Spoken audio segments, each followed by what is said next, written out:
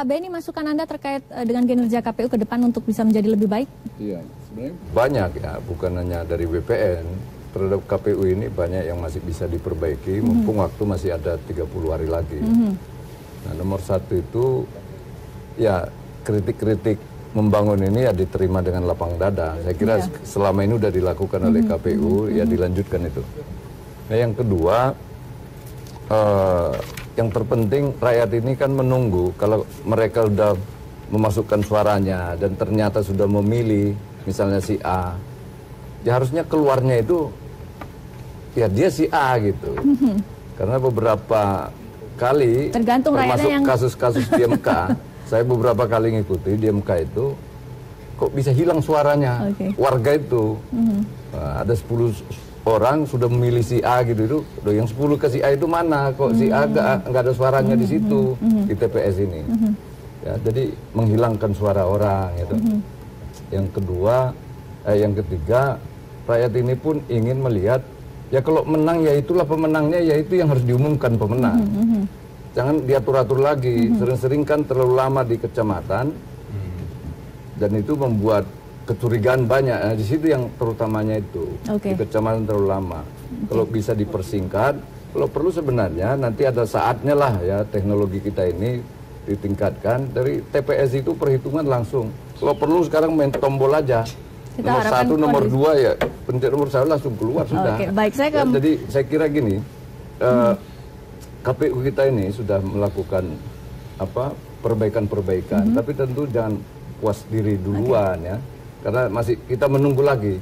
Karena di lapangan ini masih banyak yang kasak kusuk, terutama ormas-ormas ini ya, LSM, kawan-kawan kita ini mencoba-coba seperti zaman dulu seolah-olah bisa ngatur-ngatur suara ini. Nah, itu kadang-kadang menakutkan kalau orang ini benar nggak ini.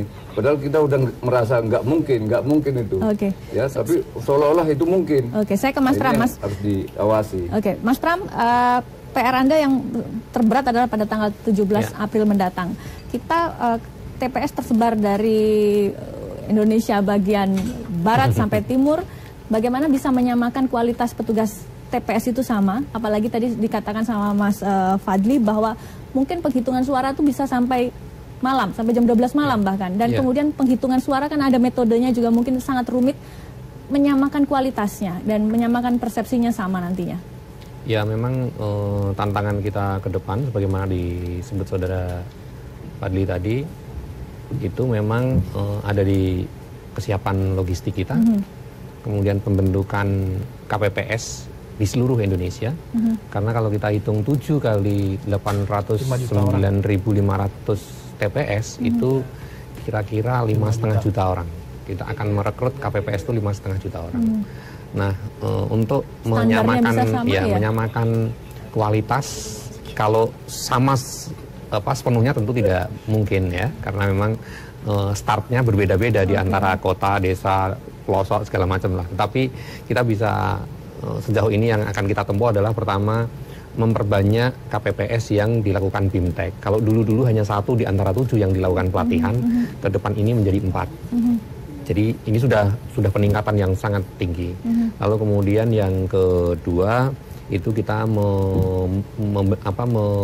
bikin buku panduan yang bisa dibaca oleh seluruh anggota KPPS itu lebih cepat, sehingga tidak terulang pada pemilu-pemilu sebelumnya buku panduannya datang setelah pemilunya selesai gitu. Nah, kemudian yang ketiga, kita dorong teman-teman KPPS itu di bawah supervisi langsung dari KPU Kabupaten Kota itu untuk melakukan simulasi pemungutan suara di daerah masing-masing. Itu biasanya H- berapa? Bisa di masa tenang sambil menyiapkan TPS, mereka bisa melakukan simulasi sehingga sebelum hari H-nya mereka sudah tahu apa yang harus dilakukan, bagaimana caranya, bagaimana prosesnya. Nah, itu bisa meminimalisir potensi-potensi kecerobohan, kelalaian. Kenapa harus masa tenang? Nggak bisa dari sekarang-sekarang? Sekarang belum dibentuk, Bang. Kan masa kerjanya mereka hanya sebulan.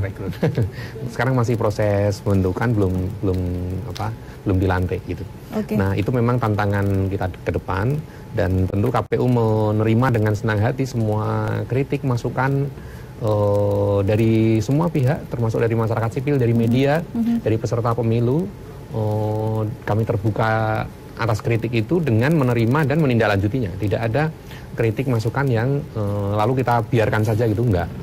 Biasanya kita tindak lanjuti dan kita buka hasilnya dengan transparan mungkin sehingga kita pastikan hal yang dianggap sebelumnya menjadi masalah itu bisa kita selesaikan sebelum memang menjadi masalah. Baik.